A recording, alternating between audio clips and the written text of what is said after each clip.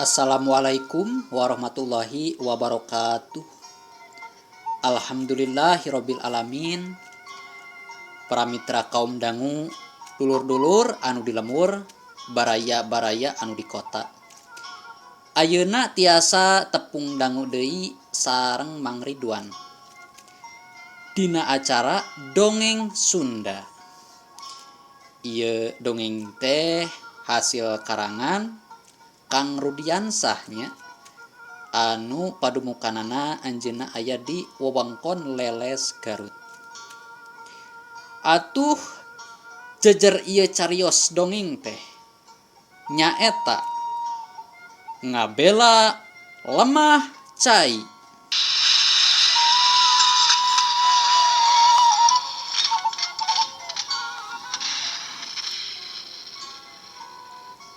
Mudah-mudahan ieu carita dongeng Sunda anu baris dikapayunkeun sing janten panghibur kalbu oge pangbebrahmanah kanggo baraya sadayana. Supados henteu nyangkolong teuing kana waktos, sumangga atuh urang kabitan. Sok dar.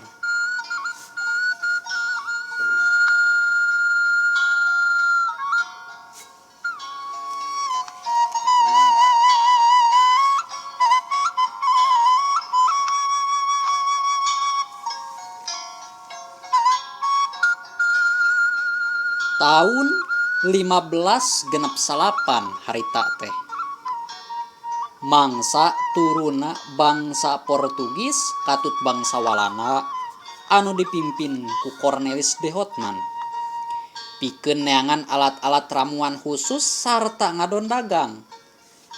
Eta kaayaan teh mungguh ngaruwikeun jeung nyangsarakeun karahayat pribumi. Tur ieu sajarah teh urang guar wae ku cara ditambahanana karangan anu basajan nyamarkeun ngaran tokoh jeung patempatan.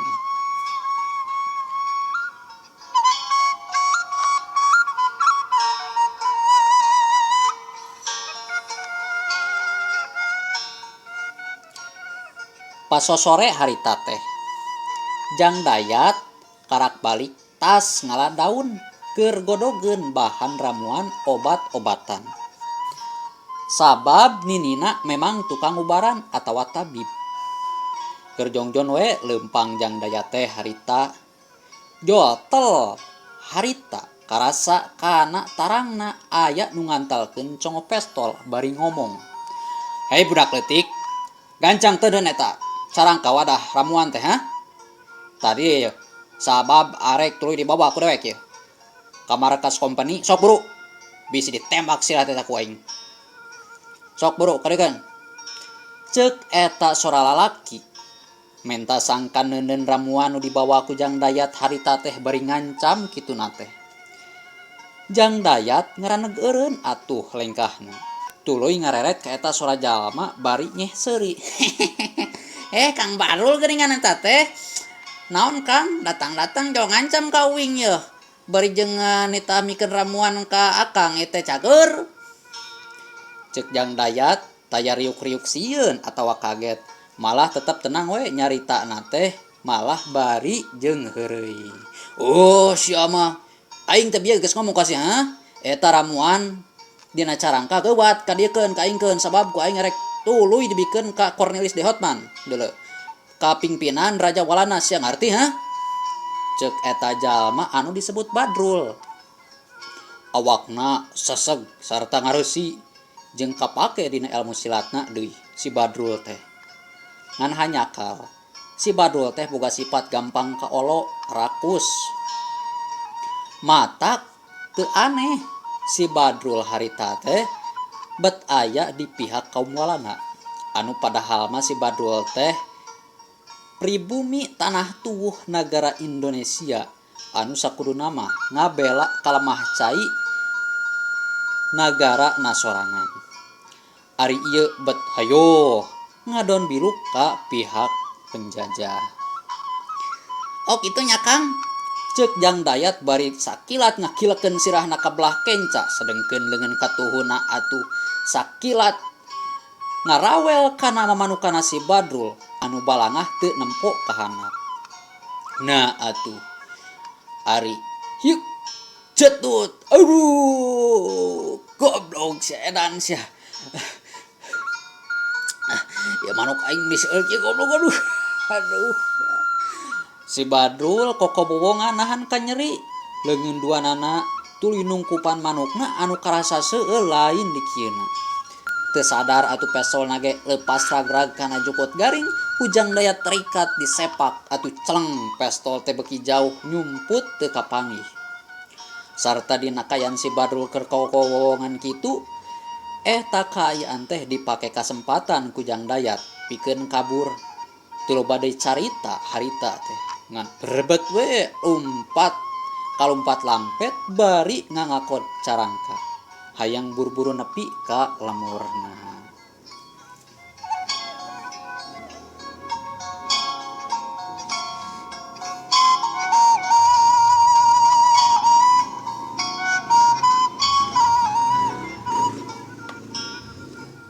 Barang jual nepi ka imahna.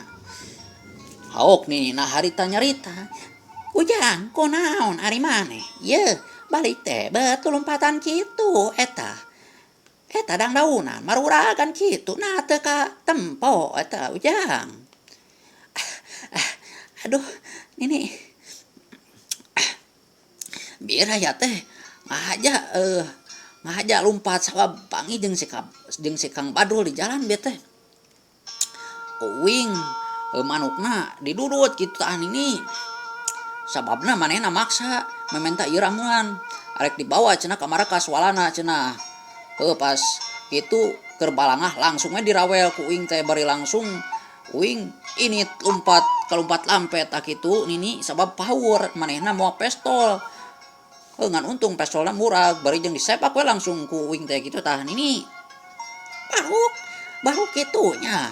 Sujang papangi jeung si Badrul, aduh pipanjangan ieu mah, aduh ai pangi jeung si Badrul mah bakal aya buntutna. Hayu si Amiru jeung nini ka Sirah Cai.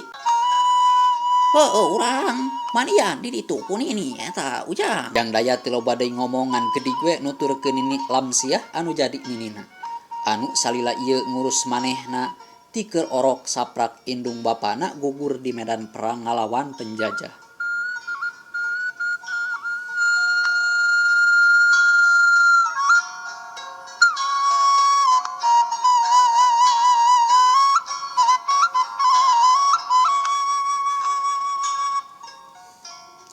Kocapkeun ayeuna di tempat sejen. Si Badrul harita teh ngadu ka tuan walana ngeunaan kajadian tadi sore. Tuan Pandervos salaku pimpinan di eta markas keur seuli lalengakan. Waktu ngadenge si Badrul nyaritakeun pengalaman tadi sore. Nei. Apa kata dunia? Kamu orang kara sama anak kecil, ha? Apa itu tidak memalukan, ha? Aduh, Tuan, jangan ketawain saya dong. Kan saya udah bicara sama Tuan barusan teh bahwa dia pinter silatnya gitu, Tuan. Dan dia itu ngabongohan ke saya. Jadi saya juga kokobowongan da tuh nyeri, Tuan. Kamu orang bodoh sekali, ha? Bisa ditipu sama anak kecil. Tuan Pandervos ungut-ungutan sirahna. Pok ngomong deh. Ya. Tidak masalah. Tapi kamu orang sekarang harus terima tugas baru dari Eik. Kamu orang bawa pergi anak buah Eik, sedadu-sedadu Eik secukupnya, bawa senjata-senjata yang lengkap, lalu serbu. Itu namanya kampung Babadotan Pasir Hiung. Malam ini juga semua orang yang di sana kasih pelajaran mereka, dan jangan lupa ambil semua hartanya, apa yang mereka punya. Kamu mengerti? Cek Tuan Pandervos anu memang ngomongna masih ngagunakeun bahasa Melayu. Tapi Tuan, tugas malam ini kan bukan tugas saya, melainkan tugas si Jawara Tapak Hejo yang bertugas malam ini, Tuan. Hapatom sehai. Kowe orang berani membantah perintah Ek. Karena Ek itu tidak suka itu, hai. Dan kamu orang jangan merasa heran. Bila malam ini kamu orang harus bertugas kembali. Karena kamu orang tadi sore telah gagal merebut itu ramuan-ramuan khusus dari itu si bocah. Mengerti sekarang? Mengerti kowe? Iya Tuan, mengerti. Maafkan saya Tuan. Baiklah Tuan, saya siap menerima tugas kembali malam ini dari Tuan. Bagus kalau begitu. Oke. Tunggu apa lagi? Silahkan pergi sekarang juga. Bersama itu bawa serdadu yang di bawah pimpinan saya. Baiklah Tuan. Mohon permisi Tuan. Iya. Silahkan.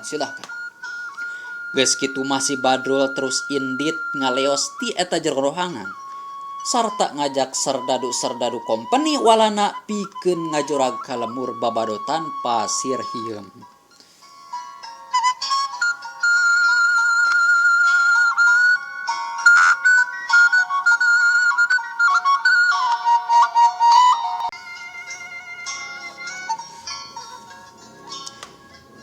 Kituna teh si Badrul ngajakana lain saurang dua urang deui.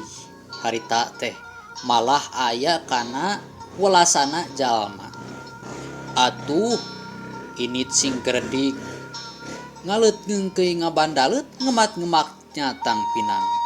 Diiringkeun ku sora jangkrik, dikenangan ku sora gaang mungguh atuh di waktu peuting anu sepi jempling. Malah waktu-waktu mah kadenge ti kajauhan sora anjing anu babaung.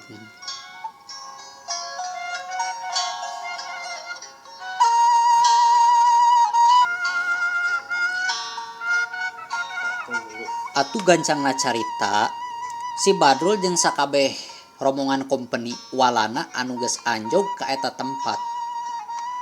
Sarta kajadian saterusna di lemur babadotan pasir hieum kiwari jadi ketir ku sora-sora bedil kompeni anu pating deredet nembakan warga anu memang ngalawan. Teu kolot, teu budak, teu awewe, teu lalaki, kabeh jadi sasaran.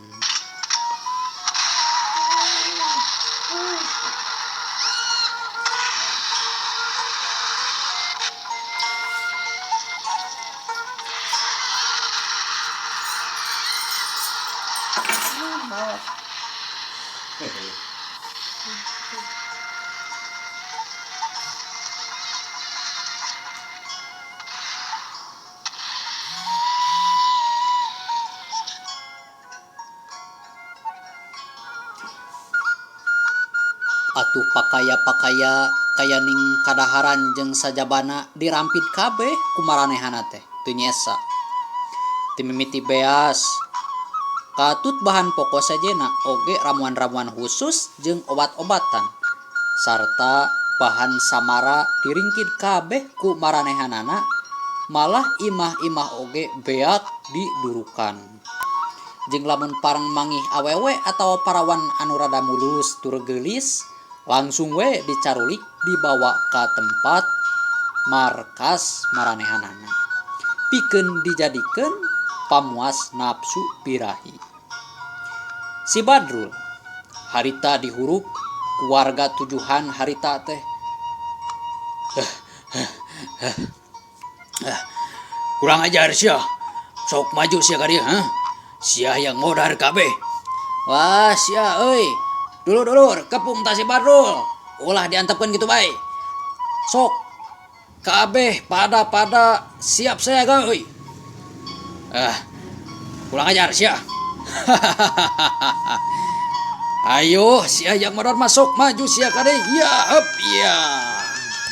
Terang-terang harita bedog-bedog petrok Pedog si Badrul jeung warga-warga anu nyerang harita ka manehna. Tong diantep siapa Oh sok tah tiba dinya awas. Tarajang kayaknya sakalian ulah diingkeun tah si kurang ajar teh Alah mentok loba bacot sia. Hayo maju deui sok. Seak-seak harita atuh perang jadi campuh. Warga-warga 7 urang ngahurup ka si Badrul. Anu memang lain tandingan-tandingan warga si Badrul teh atuh ingceungna kacida. Da ilmu si Badrul teh lain bantrak-bantrakeun jeung lain tandinganna pikeun warga-warga anu ngahurup ka manehna harita. Atgar harita taun terang sora bedog diadu malah pating purinyai sakapeung mah. Iya, modar sia kurang ajar. Hiuk plak. Aduh. Harita ya saurang warga anu kabeunangan ku bedogna si Badrul.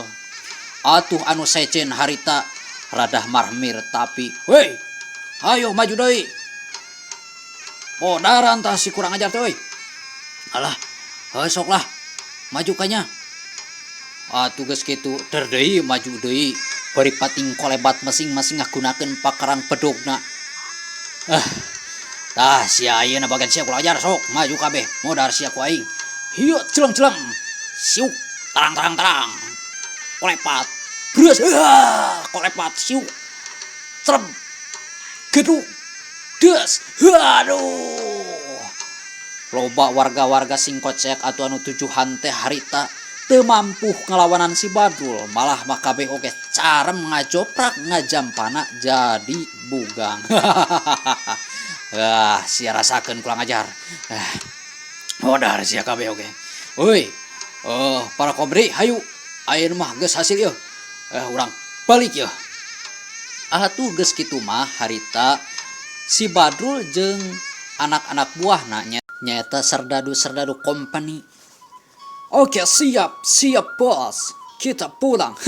Kita sudah berhasil. Sudah dapat semua yang kita inginkan dan Tuhan harapkan. Ya? Geus kitu mangan leut wae. Init deui ngeungkeuy ngabandaleut ngemat-ngemat nyatang pinang. Hatena padah rugina bungah jeung sugema sabab sakabeh rancana jeung tujuanana geus hasil.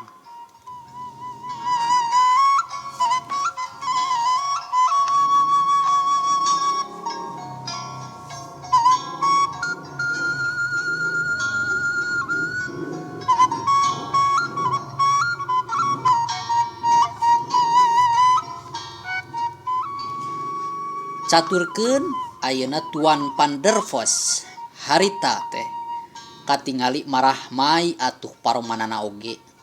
Sabab pagawean si Badrul peuting eta.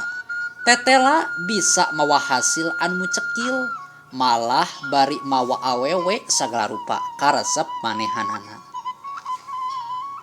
Bari eta kajadian saperti kitu teh.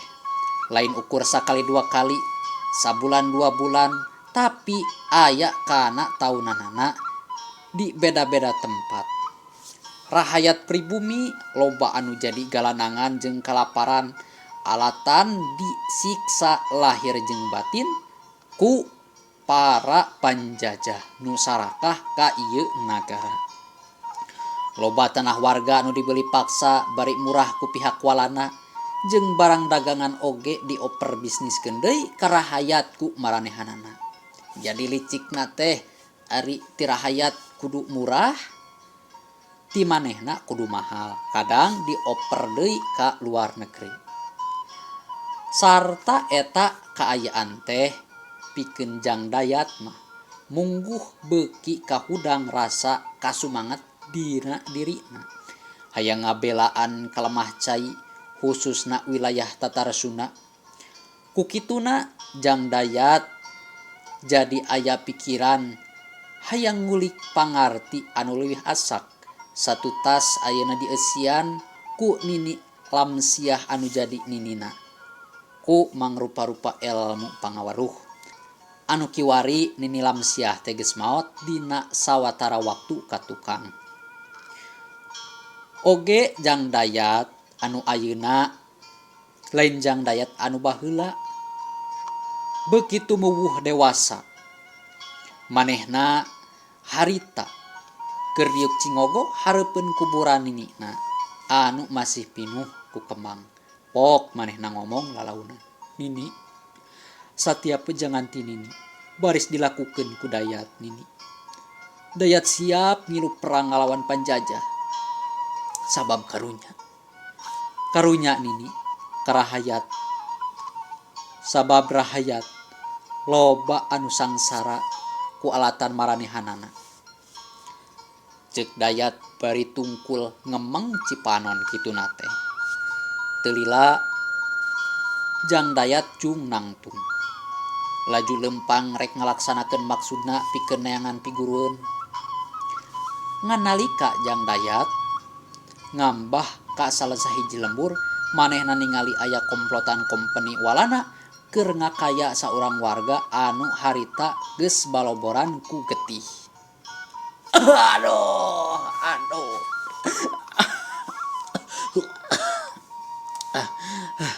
Tuan, ampun Tuan, jangan siksa kami Tuan.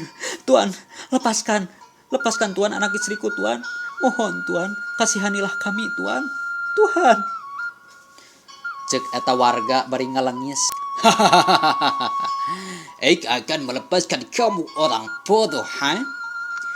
Asal kamu orang menjual tanah kepada Ek serta tumbuh-tumbuhan yang sekiranya dapat dikelola. Tapi kalau kamu orang tidak mau, maka kamu orang semua akan mati di tangan Ek. Bari ngacungkeun pistol. Rumahmu akan kami bakar, ha? Cek eta kompeni walana kituna teh bari seuri lelengakan sarta pistolna ditodongkeun ka eta warga. Tahan dulu Tuan, tahan dulu. Kenapa harus ditahan? Karena waktunya sudah habis Tuan. Heuleuh, waktosna geuningan kabujang seep. Hanya kalapisannya. Tapi urang lajengkeun deui dina seri anu kaduana dinten enjing. Nu judulna Ngabela Lemah Cai karangan Kang Rudi Yansa. Hapunten anu kasuhun bilih aya kalepatan timang Ridwan dina midangkeun ieu dongeng Sunda. Sakitu nu kapihatur. Assalamualaikum warahmatullahi wabarakatuh.